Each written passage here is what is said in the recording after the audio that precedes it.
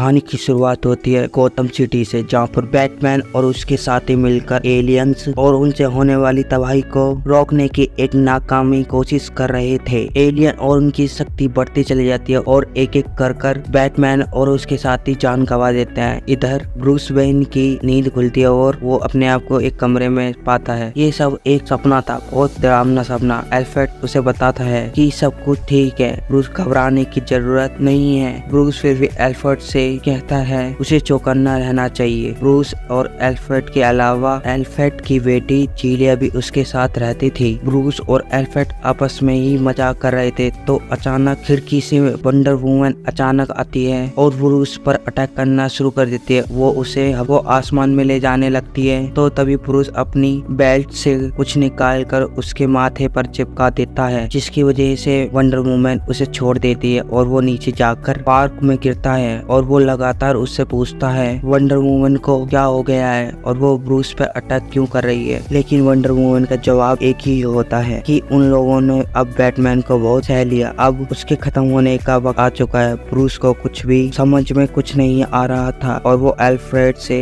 Defender protocol को अंजाम देने का वक्त आ चुका है। और तभी अचानक एक बहुत बड़ा धमाका होता है जिसे सारा गौतम अपनी आंखों से देख रहा था और तुरंत वहाँ पर एक बड़ा सा रोबोट लैंड करता है और तुरंत बैटमैन उसमें जाकर बैठ जाता है और डायना से कहता है वेलकम टू गौतम। और उसके बाद बैटमैन और वंडर वुमन एक दूसरे से लड़ना स्टार्ट करते हैं। वंडर वुमन पूरी ताकत से बैटमैन को पंच करती है, लेकिन बैटमैन भी उसके पंचों का जवाब पूरी ताकत से देता है। तभी वंडर वुमन अपनी तलवार निकालती है जो बैटमैन आर्मर को चीरते हुए उसके शरीर के आर पार निकल जाती है और बैटमैन खून में लथपथ जमीन पर गिर जाता है। और तब बैटमैन ये बताता है जो कुछ भी वंडर वुमन को दिख रहा है वो ये सब एक भ्रम है। उसने वंडर वुमन के गले में एक धागा डाल दिया था जिसे ब्लाइंड ऑफ व्हील कहते हैं और जिसे पहनने वाले को वही दिखता है जो वो देखना चाहता है। वो वंडर वुमन को हरा के आगे बढ़ता ही है कि तभी बिजली की फुर्ती से फ्लैश वहाँ पर आ जाता है और उसके आर्मर से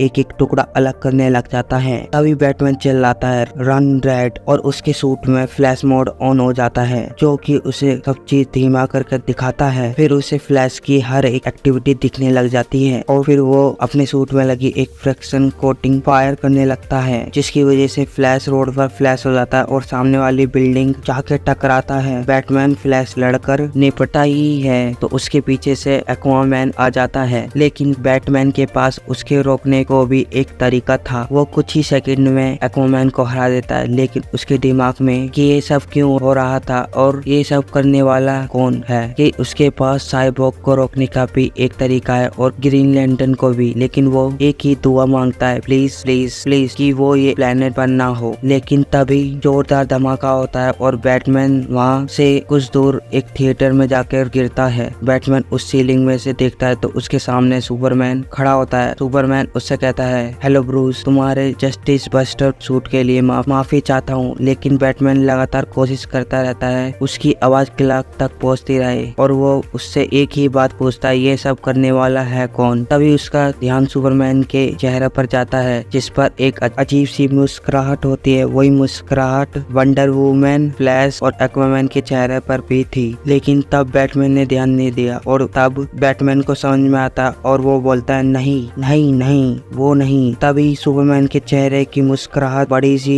हंसी में बदल जाती है, जोकर की हंसी में। सुपरमैन बैटमैन के ऊपर उस छत से तोड़कर एक बड़ा सा टुकड़ा फेंक देता है, लेकिन बैटमैन अपनी कोशिश जारी रखता है कि उसके अंदर मौजूद क्लार्क केंट के शरीर तक वो पहुंच पाए, लेकिन उसकी बातों का सुपरमैन पर कुछ असर नहीं पड़ता। तब बैटमैन अपने सूट में मौजूद रेड सन एनर्जी को एक्टिवेट करता है जो कि कई सारे रेड सनों को जोड़कर बनाई गई थी। क्रिप्टोनाइट के अलावा एक रेड सन की ही ताकत थी जो सुपरमैन को कमजोर बना सकती थी और बैटमैन उस कमजोरी का भरपूर फायदा उठा रहा था। सुपरमैन की हिट विजन को भी वो कंट्रोल कर लेता है, लेकिन वो एक बात पे ध्यान नहीं देता कि बैटमैन सुपरमैन लड़ाई में ज्यादातर बैटमैन की जीत इसीलिए होती है क्योंकि सुपरमैन बैटमैन को कभी भी जान से मारना नहीं चाहता। लेकिन जोकर के टॉक्सिन की वजह से वो बात सुपरमैन के अंदर से निकल चुकी थी और उसके सारे हमले जानलेवा थे। बैटमैन ये बात अच्छी तरह से जानता था कि अगर सुपरमैन और बैटमैन की लड़ाई होगी तो कौन जीतेगा। वो एक एक कर बैटमैन का सूट तोड़ता चला जाता और वो उसे हवा में उड़ाता हुआ ले जाता है, लेकिन तभी बैटमैन अपने मुंह में फंसी क्रिप्टोनाइट गम उसके ऊपर फेंक देता है, जिसकी वजह से सुपरमैन बेहोश हो जाता है और वो दोनों पानी में जा गिरते हैं। और तब बैटमैन इसका जवाब देता है, अगर उन दोनों की लड़ाई होगी तो कौन जीतेगा? दोनों में से कोई भी नहीं। बैटमैन के घर पर वो तीनों मिलकर जस्टिस लीग का इलाज शुरू करते हैं, लेकिन वो ये बात जानते हैं कि उन्हें ठीक होने में कम से कम 1 हफ्ता लगेगा।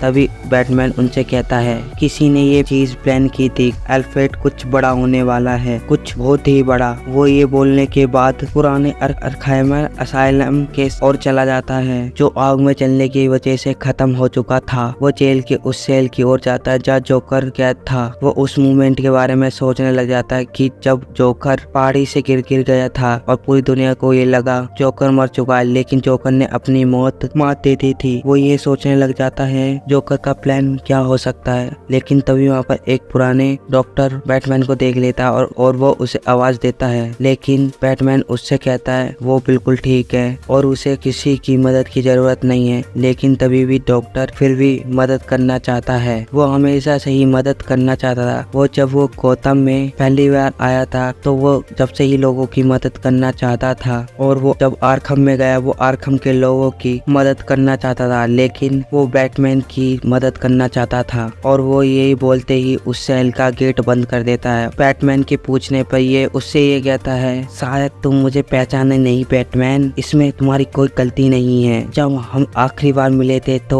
मेरा चेहरा अलग था। और वो अपनी जेब से एक रुमाल निकालता है और अपना चेहरा पोंछने लगता है, और तभी उस सेल के अंदर एक गैस निकलने लगती है और बैटमैन के सामने होता है जोकर का चेहरा। जोकर उसे बताता है उसके सेल में निकलने वाली गैस उसे पैरालाइज कर देगी। वो सब देख पाएगा, सुन पाएगा, लेकिन उसका शरीर कुछ हरकत नहीं कर पाएगा। और गौतम में होने वाली तबाही वो अपने आंखों से देखेगा। और फिर जब सब कुछ खत्म हो जाएगा मैं तुम्हारे लिए वापस आऊंगा। Thanks a lot watching guys. अगर आपको ये वीडियो पसंद आया हो लाइक और शेयर कीजिए और मेरे चैनल को सब्सक्राइब कीजिए, और मैं इसका अगला पार्ट बहुत जल्दी ही अपलोड करूंगा। तब तक आप लोग मेरी बाकी वीडियो देखिए। Thanks a lot.